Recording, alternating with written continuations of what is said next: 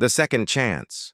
The morning sun filtered through the tall windows of Miller and Associates, casting long golden rays across the polished marble floor.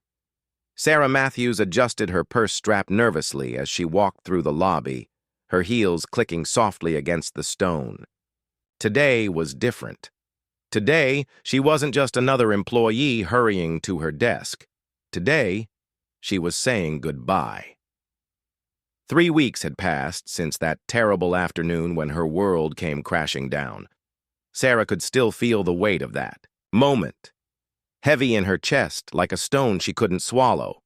She had worked at the accounting firm for 7 years, building her reputation one careful spreadsheet at a time. 7 years of early mornings and late nights, of birthday cakes shared in the break room and holiday parties where she always volunteered to organize the gift exchange.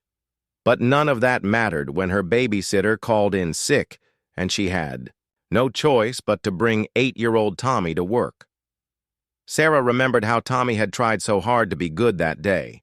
He sat quietly in the corner of her office, coloring in his dinosaur book and whispering questions about her computer. His sandy hair fell across his forehead as he concentrated, tongue poking out slightly the way it always did when he was focused.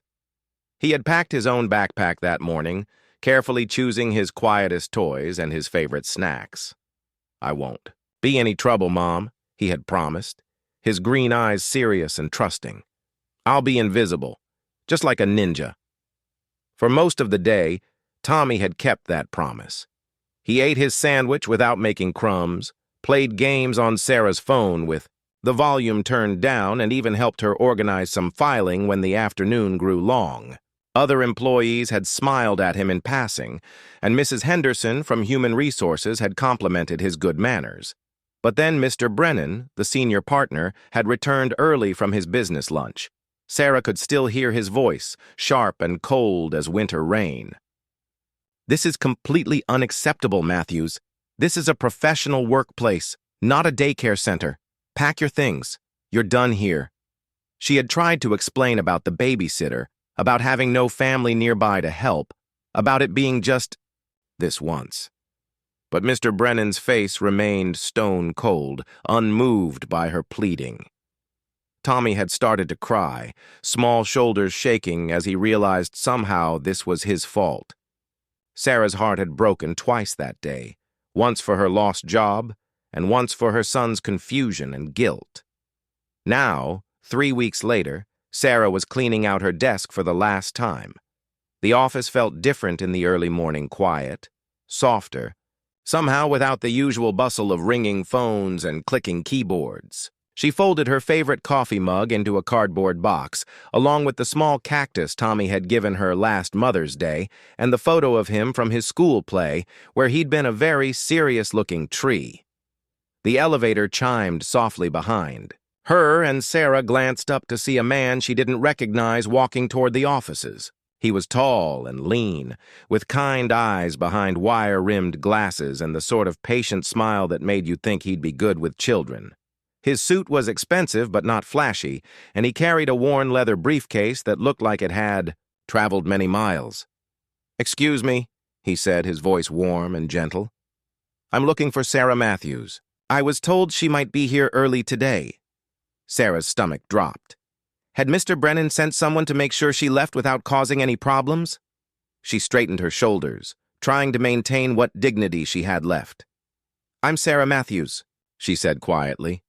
"I was just finishing up. I'll be out of your way in just a moment." The man's expression softened, and he set down his briefcase. "Actually, I was hoping we could talk. I'm David Chen, the new managing partner. I took over Mr. Brennan's position yesterday."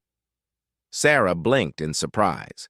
She hadn't heard anything about Mr. Brennan leaving, but then again, she'd been too busy job hunting and trying to keep Tommy's spirits up to pay attention to office gossip. "I've been reviewing some recent personnel decisions," David continued, settling into the chair across from her desk. "And I came across your file. I wanted to hear your side of what happened." For a moment, Sarah felt a flicker of hope, but she quickly pushed it down. She'd learned not to expect miracles. "There's not much to say," she replied, continuing to pack her things. I brought my son to work when I couldn't find childcare. It was against company policy. Mr. Brennan was within his rights to let me go.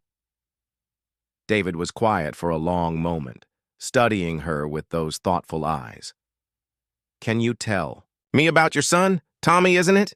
Sarah's hands stilled on the box. How did you... I read the incident report. Tell me about him. Despite herself, Sarah found the words coming easier than expected. She told him about Tommy's love of dinosaurs and his dream of becoming a paleontologist. She described how he'd learned to be so independent because it was just the two of them, how he helped with grocery shopping and always remembered to feed their goldfish Bubbles. She talked about his kindness, how he'd given his lunch money to a classmate who'd forgotten theirs, and how he still left cookies for Santa even though he'd figured out the truth last Christmas. David listened without interrupting, nodding occasionally and smiling at the right moments. When Sarah finished, he was quiet again, seeming to weigh his words carefully.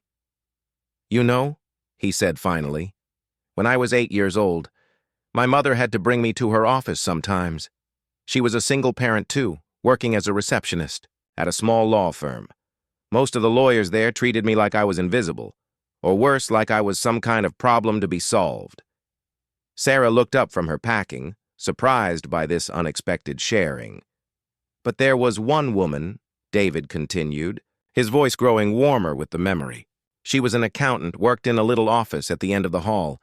She always had coloring books in her desk drawer, and she'd let me help her with simple tasks. Nothing important, just busy work to make me feel useful. She'd ask me about school and actually listen to my answers.